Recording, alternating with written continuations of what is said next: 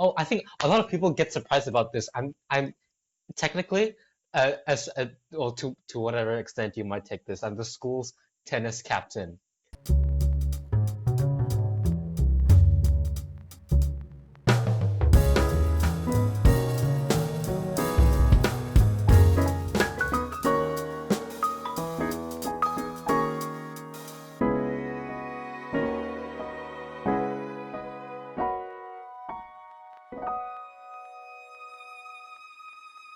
Hi guys, welcome back to another episode of Cut to the Chase by Cempaka Cut, where every week we talk about something different, something new that interests us and hopefully does interest you. So this week we're going to be talking about something that I think is really important to as for all of us to know, and that is the leadership. I mean, as you've seen in the title, we're going to be talking about leadership today, and also we are joined by a really special guest today, who is the head prefect of our school, Interact Club president, and there are many other roles which we will delve into after that. Welcoming Julian Yang. Hello. Hi. Hi, thank you. Okay. How are you today? I'm all right, thank you. Thank you for having me. Welcome. Welcome. No, thank you for coming. Anyways, yeah. So more into the roles that we were talking about just now. So, what roles have you taken up? Yeah. As Yeah. leadership. Yeah. I think a lot of times people think about like, oh, Julian, and I think your first impression is kind of correct. Like, it's like, oh, he's the head prefect or Interact Club president. So I am both of those things, senior head prefect, Interact Club president. But I have some other roles. So, for example, I am advisor, editor-in-chief for the Young Journalist Club. I'm like a house co-captain for Burwang. I've had some like other positions in the past. So before I was Interact Club president, I was like assistant club service director. I also did something in I was a committee member and then assistant secretary in Cempaka Incorporated as well, but not this year. Yeah, and then I got to do some. I think I don't know what your impression is of me, but sometimes people think like, oh, Julian, he's well, first of all, he's a head prefect, but also he's like, oh, the smart guy. I don't know. Well, I'm also. Oh, I think a lot of people get surprised about this. I'm technically, well, to whatever extent you might take this, I'm the school's tennis captain. So whenever we have tennis competitions, I'll take the team. I'll train them and then send them for training and then send them for a competition. People get surprised about that. Tennis captain. I love tennis. And then I used to play the piano for as an assembly pianist. I actually really love doing that. I stopped doing that when I became head prefect though. But that's something that's actually really important to me. But people don't always think about that when they think of Julian. Why'd you stop playing the piano? Oh no, I still play the piano, of course. In fact, like earlier today, I was playing the piano. I love it, and I still do. It's just that I wasn't an assembly pianist anymore because nice. During assemblies, as a head prefect, I had to do other things. I don't get to be an MC or an assembly pianist. It's sad for me, but it's alright. Anyways, I think there's one role that we wanted to delve in today. I mean, that I was gonna put in the intro, but we didn't because we wanted to delve more into it right now. So Yep. I think you're one of the co-founders of the COVID assist thing, Because he was head prefect. Oh yes, I am. Outside of school. Yeah. Yes. Yeah. So how's that? That's actually quite an interesting. That's like a bit of a new experience for me. Usually in school I'm used to things that I already know. So before I was president of the Interact Club, I spent a few years within the BOD working with the president. Before I was a head prefect, I got to spend a few years, with other positions within the board, and I get to know how to be a head, or get to know sort of learning with the head prefects at the time. But doing this COVID assisting was completely new to me. I had never before done COVID assist. Of course, we founded it. I did it with someone like I sort of met through a friend, through Tasha from sophomore 2. So this other person from a different school was interested in doing some sort of community service project, and they reached out to Tasha, and Tasha was like, "Oh, why don't you go speak to Julian, because he's maybe he can help you out in his capacity as president of Interact Club." But it didn't manage to. It turned out to be some sort of a strange separate thing. But I ended up sort of helping this other student out, founding this project, which is an interesting project for me. First time doing it. That's really cool.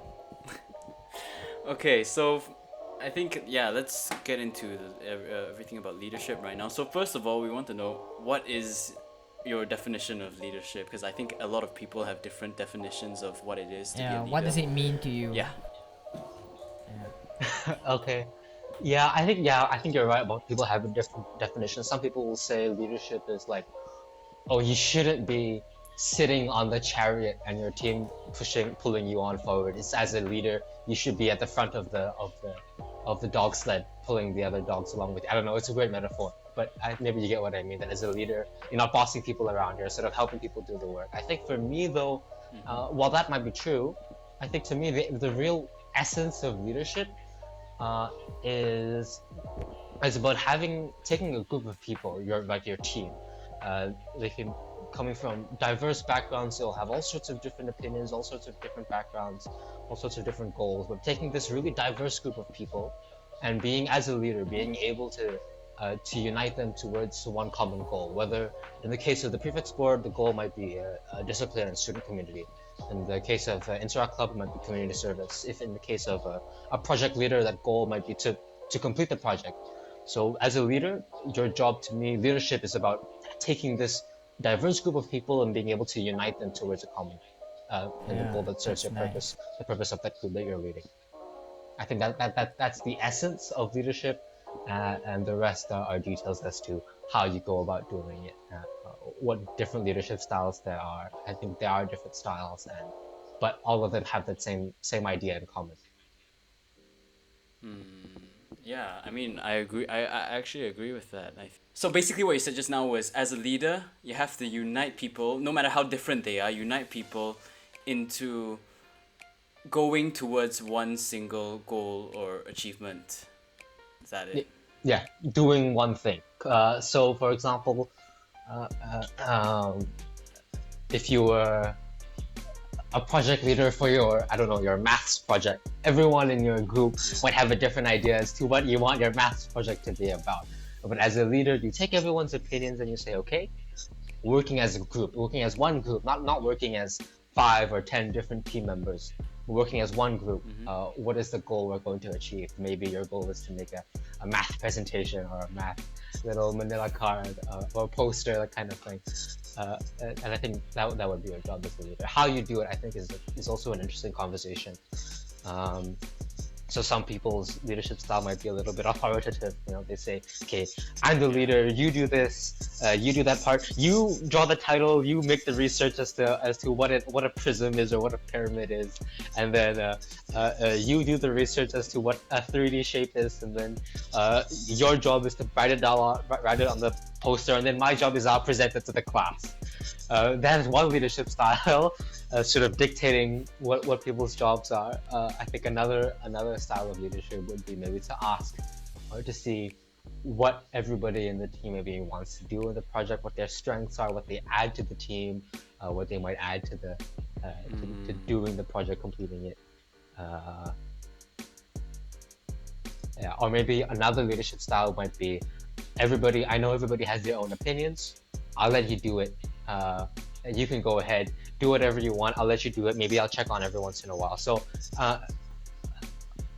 as part of the Interact Club, I attended this sort of interesting. I feel it was like a leadership training course run by a few Rotaractors from we held it in the Help Matriculation Center, and they were teaching us about these different leadership styles. So the first one that I was telling about was slightly authoritarian leadership style, where you dictate, you're doing this and you're doing that. Another leadership style, I think if you're a business student, you'll know about laissez-faire leadership, saying I let sort of you make your own decisions. I give my subordinates some autonomy over their working process and I let them do it. I have a laissez-faire leadership style. I let my team members do their own thing, and then maybe once in a while sort of check up. Another leadership style might be democratic, in which you say, I want to hear what you guys have to say. We'll have a discussion, and then we'll decide what we want to do about it.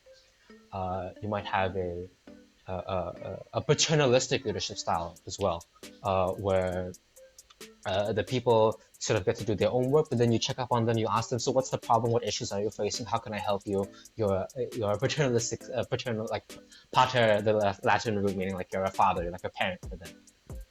You're checking up on them and sort of helping them sort out their problems. So there are a few different leadership styles, and they have their pros and cons. But all of that is, for what you just said about your definition of what a leader is, to unite everyone towards the same common goal. Yeah. No matter what style we're using. Yeah. So under all of those styles, the whole no matter what style you're using, they're all in an attempt to get a group of people to do one thing. So if it's authoritative, you're telling them we're going to do this one thing. If it's democratic, maybe you're discussing, you're letting other people have a say in what that one thing you're going to do is, or letting them have a say in how you're going to achieve that one thing.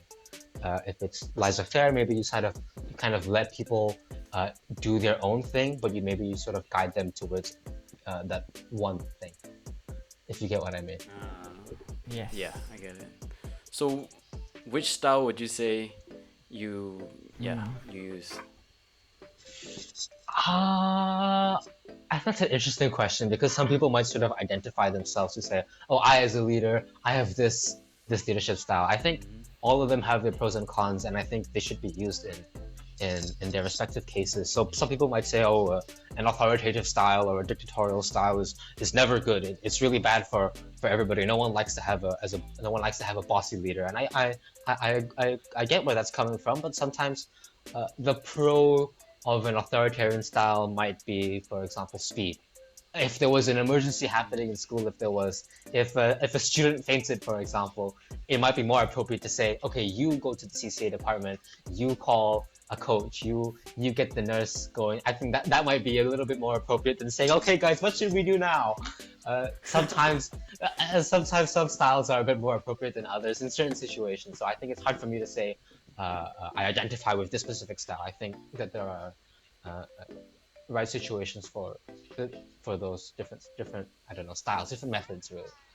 Yeah, so it depends on the situation. Yeah.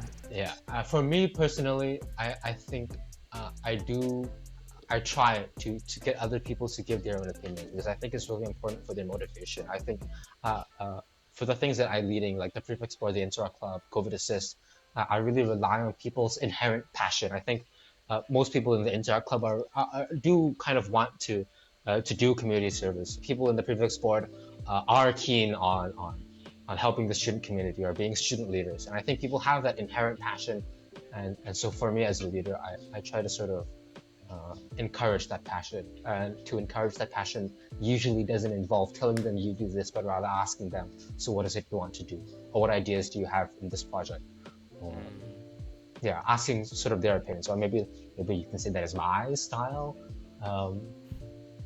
but yeah. Get it? Yeah. Right. So, like you have like a lot of experiences, and you talk about the different styles and all. So what do you think is like the most unexpected or like unique thing that you've learned throughout your long years of leadership? Yeah. The most unique thing I've learned? Yeah, or unexpected, or something very special to you.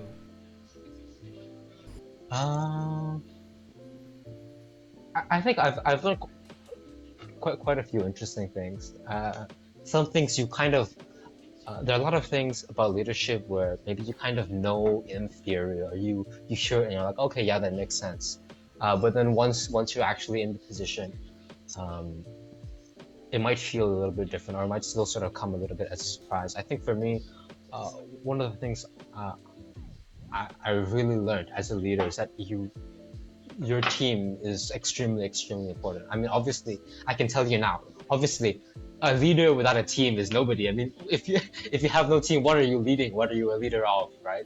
But it's actually really important as a leader to be able to work with your team. I think you'll have to know your team, to know their strengths and weaknesses, to know who's good at doing what, to know who wants to do what, and also maybe knowing who can you talk to for certain things. I think that is one thing I've learned. It's so extremely important to have a group of people around you who can help you, because you can.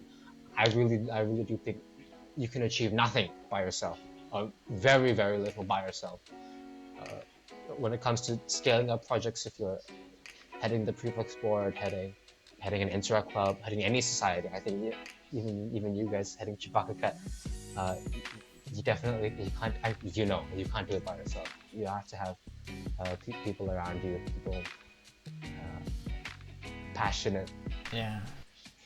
and people who can push you on and work with you, and you can encourage each other. I think I can tell you now, and you'll agree with me. It's really important. But actually experiencing it yourself, you get to really understand and really appreciate how important it is to have a group of people with you uh, who does that, who encourages you, pushes you forward. Yeah, I agree with that. So give me a second. I need to charge my MacBook. Really awkward staring into the camera, and there's a silence and no one's talking. Yeah, I definitely agree with you about the fact that your team is very important. Well, it is the basis of what you are doing right here. If you're not leading, well, if you're a leader, then you have to lead something. If you lead not, yeah, I get what you just said. Okay, so moving on. So with all the experience that you have, I'm pretty sure before you've actually led something before, or you've led before you've had the experience of leading different things, you've had sort of misconceptions about what leadership is. So could you tell us about that a bit? Oh, people's misconceptions about leadership. I think a really big one is I I think I've told you this before, but I also had this problem maybe in the past and maybe now. Sometimes people as a leader, they think that they should be they should be doing a lot of work that, like, for example, like as a head prefect, for example, I don't do the same work as prefects, in the sense that a lot of them are on duty, but as a head prefect, you're not on duty. Or if you're a leader of a math project, for example, if you're the leader, maybe you might be tempted to say, "Oh, I'm going to do the majority of the writing on the manila card. I'll do the majority of the work." I think what I'm about to say really depends on the scale of your project, but a lot of the time, as a leader, as a manager of a team, you might want to spend a larger majority of your time dealing with people as opposed to like doing the work yourself. So I think if you're a leader, try not to like say, I'm gonna do all this work and you guys are peripheral to the progress of our project, but rather you will delegate work to a few different other people within your team, and then you spend your time as a leader sort of managing and checking up on people. Is this okay? Is that okay? For example, do you get what I mean? I mean, I feel like it's kind of confusing. Uh, so say No, me you're doing as great so far. No, it's understandable. yeah. So for me, as president of the Interact Club, for example, I will have different departments. So some people I have within the Interact Club, I have a funding director, an assistant funding director. I have a community service director and an assistant community service director. So I get different people in charge of funding, community service, club service, all these different sort of departments within the club. So if there's a need to organize a fundraising event, I'll ask my funding director to help plan that event. I, as club president, it shouldn't have to be my job to sort of get all the details and get all this planning done for this fundraising project, right? I have delegated the work of this project to my funding director. My job is to be checking on my funding director and to be making sure that the planning has been done by that department. And I can check on my community service director and make sure that the planning for the next community service project is done by that department. Of course, I will, as president, of course, I can't just be like doing nothing and asking people, have you done the work? Of course, you still do some work, but uh, depending on the scale of the project, sometimes you might want to spend quite a bit more time working with people as opposed to like doing work yourself. That was a good story. I think I told you about this, Abner. But I also had this problem in the past, where you feel, as a leader or as someone who is the head of a certain project, you might feel I have certain standards about the work that needs to be done. I have certain it has to be of this quality, and I'm not comfortable letting other people do the work because I don't think that they will do the work as good as I will do the work. And then previously for me, I would be like trying to complete the whole project by myself. I don't want other people to get involved in my work. I'm all like bugged up. I'm trying to work by myself as a team leader, and this is a problem I had. It was a really big problem for me years ago. But there was a good story by. It's a story written in German, I think, by an Austrian writer, Franz Kafka, called Poseidon. It's a short story about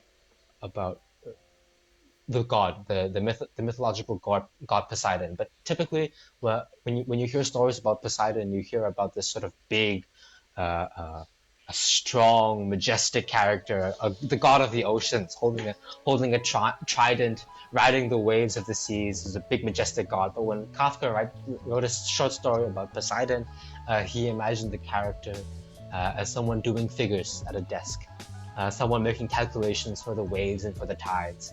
And he was really adamant about his work. He said, I have a really high quality, I have a really high standard for my work. And he had a lot of servants and a lot of helpers who were always offering to help him with some work. But he said, no, I have high standards. I'm going to do all this by myself. So in Kafka's retelling of the Poseidon story, this big god is sat at his desk doing calculations, and he never gets to ride the oceans and to ride the waves, and in fact he gets a little bit irritated when he hears stories about him that the great Poseidon is god of the oceans, but actually his reality is sitting at his desk doing figures. And at the end of the story, Poseidon really only gets to see the magnificence of his work. He only really gets to ride the waves and see the oceans at the end of the world, when there are no more calculations left to do. And then on his way up to Jupiter, Zeus, the god of gods, he gets to see the work that he's done. That kind of like struck a chord with me. I was a little bit. That really sort of made me change the way I thought. But yeah, it's a common issue for people to have high standards and for people to say, you're not good enough for doing this work. I want to do it myself. I'm the leader of this project. I'm going to do the work. But actually, when there are people around you who are willing to help and who can really be of good use, put them to use. Have a team. Don't try to do everything by yourself, regardless of how high your standards you think they are. No matter of how much better you think you are compared to other people around you. Yeah. That was very beautiful. Yeah, so my question for you is, do you think everyone needs to be a leader to be great? To be great? Oh. Or like, yeah. Like, do you think being a leader is a prerequisite to like... Greatness? Yeah. Oh gosh, no way. I don't know. I think that's kind of like a bit more of a personal or like a philosophical question. I think it really depends on what you mean by great.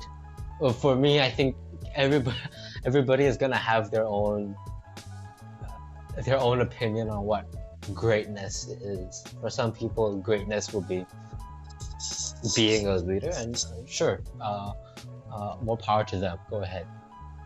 But I don't think that, for example, just because you're not a leader, you're not great.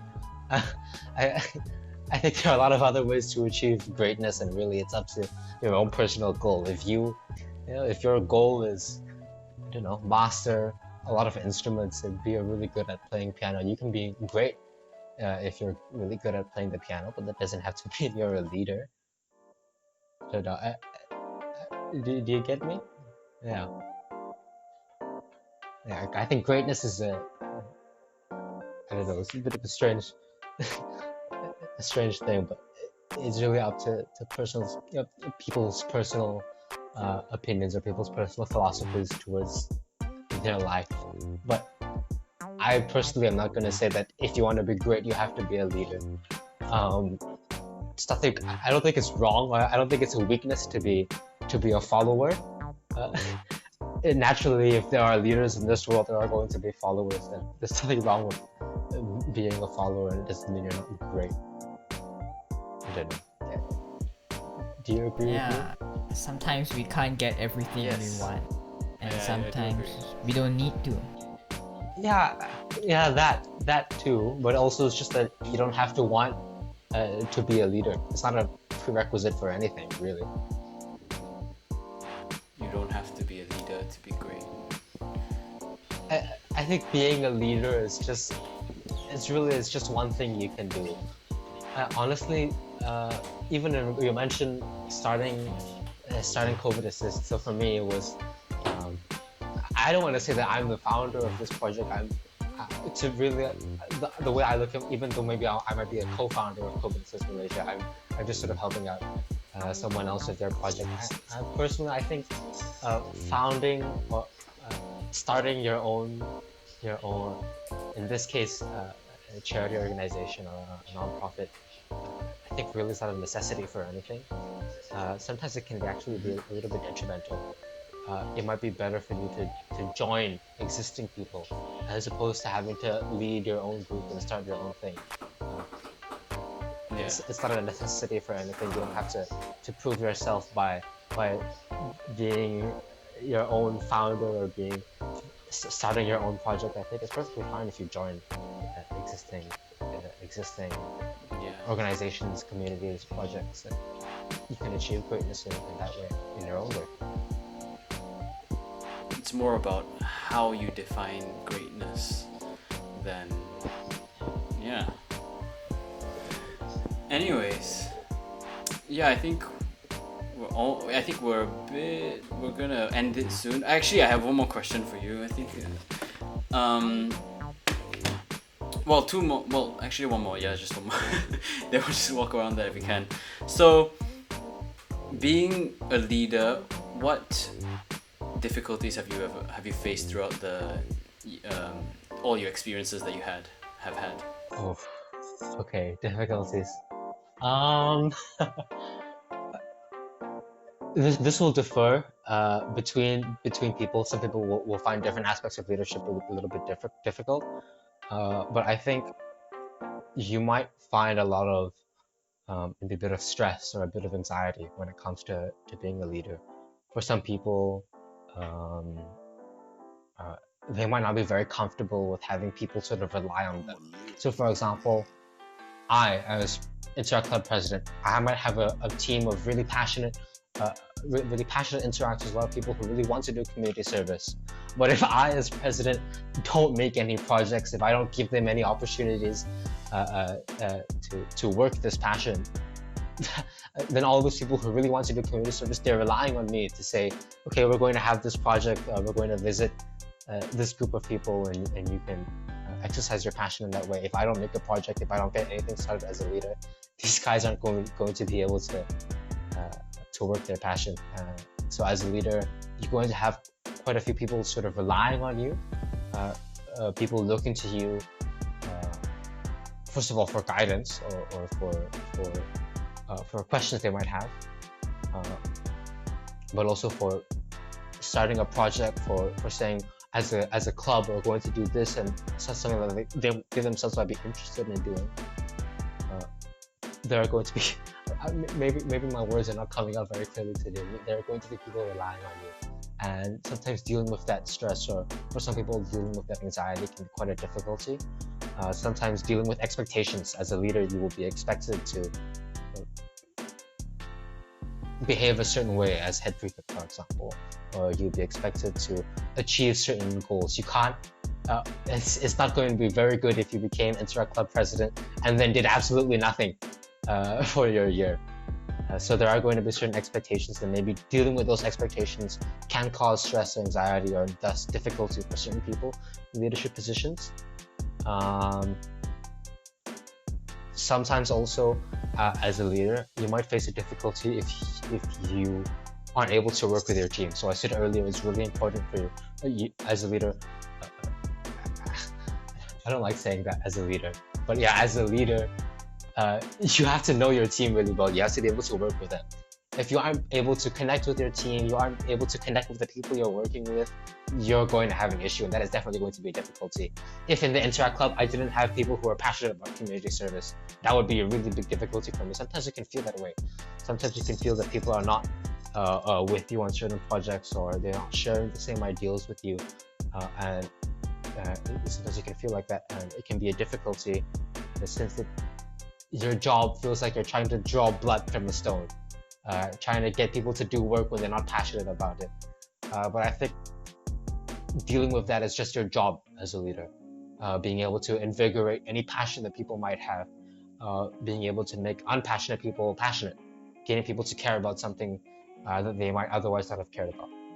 Sort of getting people's energy, getting people's motivation. I think that really is your job as a leader. And it's just a difficulty that's part of the job.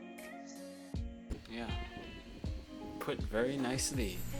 So I think we've come to the end of this podcast right now. So do you have anything you want to say, or any advice you want to give, or anything to the audience, or anything to end this podcast?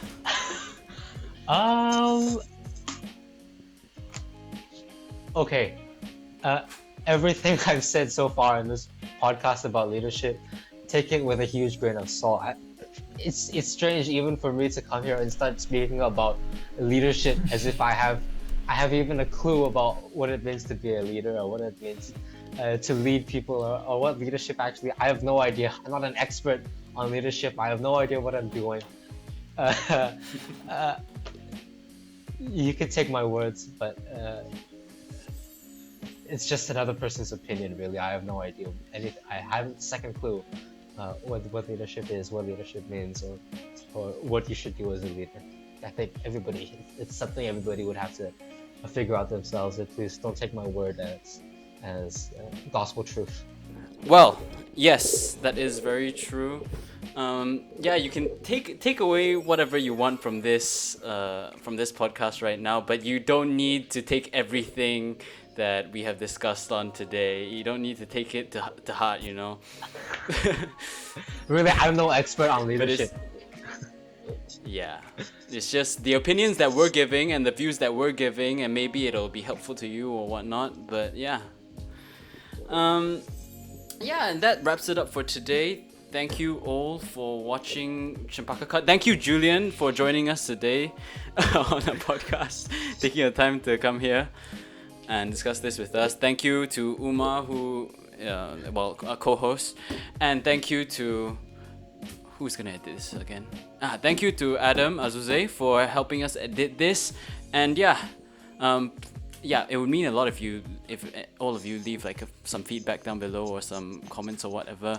It would help us a lot with the podcast and everything, and help us connect with you all. So smash there's that like button. Thank you for watching. Hit the subscribe, hit the bell icon, leave a comment down below, and see you in the next one.